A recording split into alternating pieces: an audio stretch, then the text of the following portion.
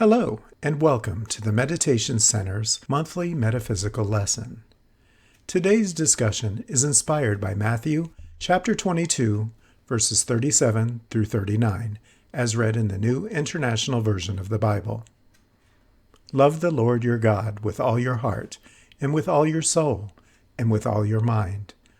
This is the first and greatest commandment, and the second is like it. Love your neighbor as yourself. Again, that's Matthew chapter 22, verses 37 through 39.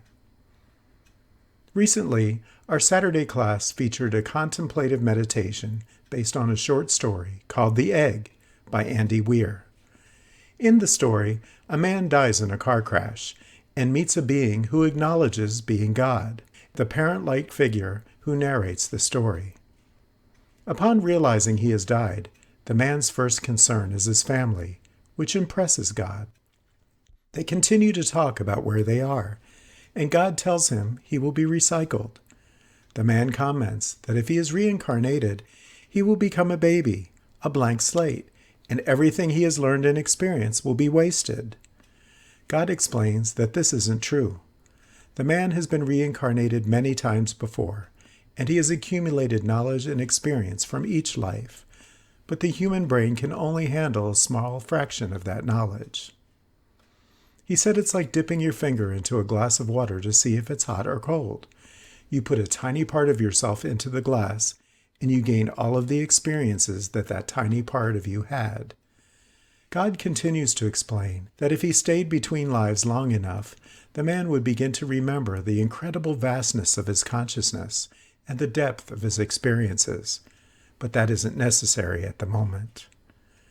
God then informs him that he'll be reincarnated as a Chinese peasant girl in the year 540. Confused, the man realizes he's being sent into the past. God then explains that it seems that way, but that's just a human perception. Things really work differently. With this, it dawns on the man that it's possible for him to have interacted with other incarnations of himself. God tells him it happens all the time, and since each incarnation is only aware of its individual presence, no one ever realizes that it's happening. God goes on to explain that the purpose of this cycle of reincarnation is for him to mature and grow. The man reiterates, "You mean for us, humanity, to grow?" God replies, "No, just you. All of this was created for you." God goes on to explain to the man that the entire universe is just the two of them. All human beings who have ever lived and will ever live are different incarnations of the man who just died. The man asks about being Abraham Lincoln, Adolf Hitler, and Jesus. God confirms that yes, he is those people, and he's also John Wilkes Booth, every Holocaust victim, and every person who followed Jesus. God in this story is revealed as one of many similar God beings, and that the man too will one day be one of them. This entire universe was created just for him.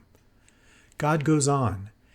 Every time you victimize someone, you victimized yourself. Every act of kindness you've done to yourself. Every happy and sad moment ever experienced by any human was or will be experienced by you. Once the man has lived every human life ever, he will be ready to be born as a god in his own right. The universe that the man perceives is simply an egg. This story is incredibly thought-provoking. The idea that every person who has ever lived or who will ever live in the future is a different incarnation of me is mind-bending. The notion that the universe is simply an egg or a womb preparing for birth as a god is a perfect encapsulation of the idea of our soul's progression toward the Godhead, or Christ consciousness, or whatever lies beyond that. Since sharing that story in class, the idea has been persistent in my consciousness. In meditation, I began to see a greater meaning of many things that I've seen and heard throughout my life. The first, and perhaps most obvious thing that comes to mind with many people who read the story, is the Golden Rule. treat others in a way that reflects how we would want to be treated. But what first came to me was love thy neighbor. This phrase and I go back a long way. My parents met as next-door neighbors in the Maryland suburbs of Washington, D.C. back in the 1950s. They later married each other and ended up separating before I started school. My 10th birthday was on a beautiful sunny Saturday, and my dad showed up with a t-shirt to show my mom. It said, "Love thy neighbor, but don't get caught." It was a funny way to look back and make light of a tumultuous time in my family's unconventional history. As I got older, I started thinking more about these 5 words of Scripture. Love your neighbor as yourself. Love everyone the same way you would love yourself. This is a very clear message, but then the thought comes to mind. What if someone doesn't love themselves? As entertainer RuPaul Charles often says, if you can't love yourself, how the heck are you going to love anyone else? But after reading The Egg, I realize there's yet another way of looking at this, which makes me think that Jesus was onto something much deeper, that perhaps transcends our limited human understanding. What if he meant it literally? Love your neighbor as yourself, because your neighbor is yourself. Ding, ding, ding! I think I hit a target. Looking beyond those 5 words, Jesus precedes it with what he calls the greatest commandment. Love God with all of your soul and all of your heart and all of your mind. Think about it. If we are God in an embryonic state, one soul and one heart, and everyone who has ever existed is us, then God is us too. In that context, Jesus is saying, love yourself with all of your soul and all of your heart and all of your mind. Love the different iterations of how you express yourself in the same way you love the self you want to be, because it's all you. Setting the story aside for a moment, let's talk a little bit about the Bible.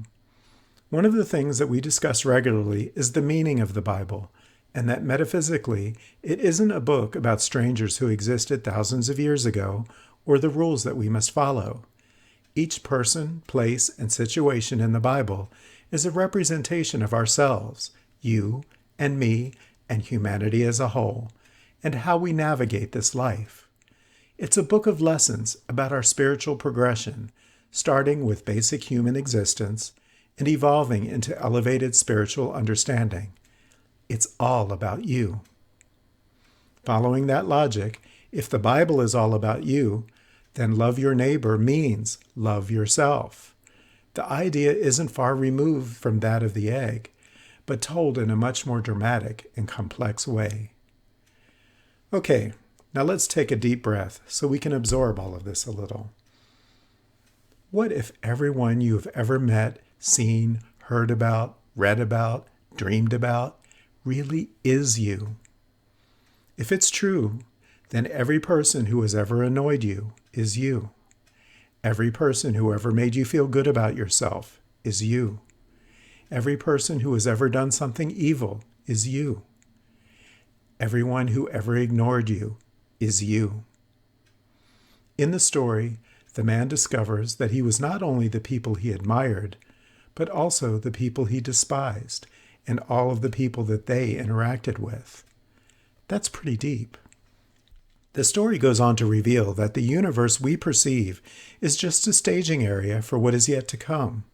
Call it an egg, a womb, a playground, or a petri dish, a laboratory of sorts, where instead of growing skin, bones, and tissue, you get to play out every possibility of human existence to prepare you for what you're ultimately to become, a fully developed divine being. Now let's think about this a little more. Following this idea, that means that you're Winston Churchill, Martin Luther King, Joan of Arc, and Neil Armstrong. And you're also Jack the Ripper, Jeffrey Dahmer, and John Wayne Gacy. You are all colors of skin, all orientations, all religions, all nationalities, all cultures. You are Mother Teresa, and you're also Donald Trump. They are all you, and you are me, and I am you. That's pretty powerful, isn't it? Okay, I can hear some of you saying, there is no way I would ever be some of those people. But remember, the idea of reincarnation is that we need to experience all of those things in order to grow in consciousness. The only real difference in the idea of the egg is that it's not happening on a linear timeline and there's only one soul on the journey. It's just you, incubating and growing billions of incarnations at a time. Now that we've explored this thought-provoking idea, whether it's true or not, or whether you believe in reincarnation at all, what does this message mean for you and me? It's a powerful reminder for us to remember that we're all human. We all have our strengths and frailties. It's not for us to judge, because we can be judged too. Isn't that another one of Jesus' lessons? None of us is perfect, but we're evolving to a state of perfection based on understanding and learning to create harmony rather than judging and condemning each other. It is our charge to love one another, regardless of our differences or how we behave, even the people we dislike the most. That can be a hard pill to swallow, but a powerful remedy for the ills of society. Here's an example of something we see in daily life. It's not uncommon for some people who have spent their life working hard to earn a vast fortune to perceive that those living in poverty are somehow not doing as much as they could be doing or are taking advantage of the system. My family has been on both sides of that equation. When I was little, my dad had a job that paid more than $20,000 a year. By today's standards, that doesn't sound like very much, but back then, it was the equivalent of $175,000 a year today. Still not opulent luxury, but more than comfortable for a married couple with 3 small children. We had everything we needed, and we didn't have to worry about it. At one point in his career, my dad was laid off and couldn't find another job right away. Before long, we found ourselves scraping by with next to nothing. We wore clothes until they had holes in them so we could save money for other necessities. We received food stamps and Medicaid, and thank goodness we did. Because of the love of our neighbors and the contributions they made through their taxes, we were able to eat reasonable meals and be cared for until my dad was able to get a new job and things began to turn around. And now my siblings and I pay that opportunity forward for others through the taxes we now pay as adults. There were times when we ate steak at least once a week, and we had times when our meals were stretched with a lot of rice and canned green beans. Even in my adult life, there have been times when I've squeaked by from paycheck to paycheck, and there have been other times when I've had prosperity beyond my wildest expectations. The lesson is that things can always be different, and we can survive and thrive in our circumstances, whatever they happen to be. And we can find happiness despite what's going on in our life. I can't judge people who've been prosperous because I've been prosperous too. I can't condemn those who are in need because I've been in need too. When we are in a specific situation, it becomes so much easier to see the contrast in people who think or do differently from us. It becomes easier to project our expectations, preferences, and desires on people who aren't in our situation, which can blind us from recognizing their humanity. And then, sometimes we find ourselves on the other side of the judgment and condemnation that we've created, and there isn't a thing we can do about it except stand strong and try to understand. And that's how we grow. That's how we learn to express love for our fellow humanity, the good, the bad, and the ugly. Spiritually, figuratively, and in some ways literally, each of us is a reflection of every other person who has ever existed.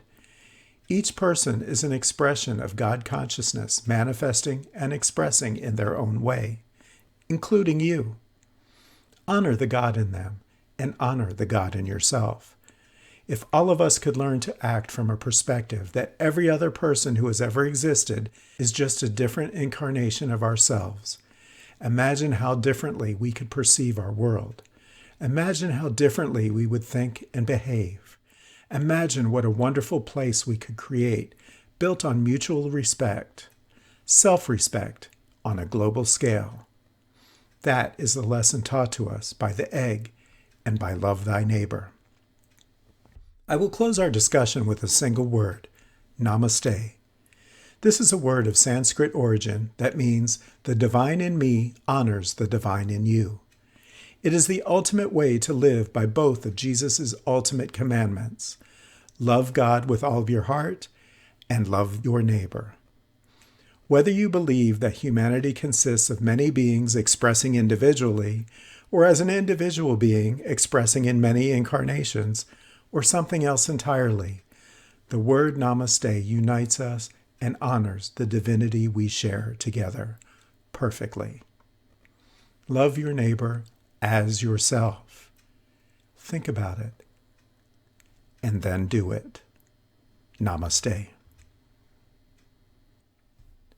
For additional metaphysical lessons and meditation ideas, visit our website at www.meditatewnc.org.